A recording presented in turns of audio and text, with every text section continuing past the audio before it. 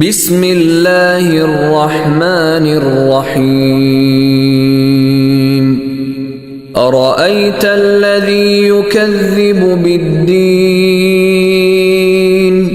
فذلك الذي يدع اليتيم ولا يحض على طعام المسكين فويل للمصلين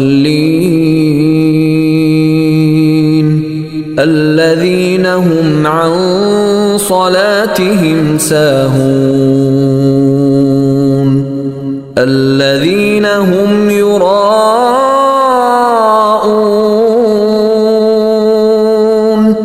ويمنعون الماعون.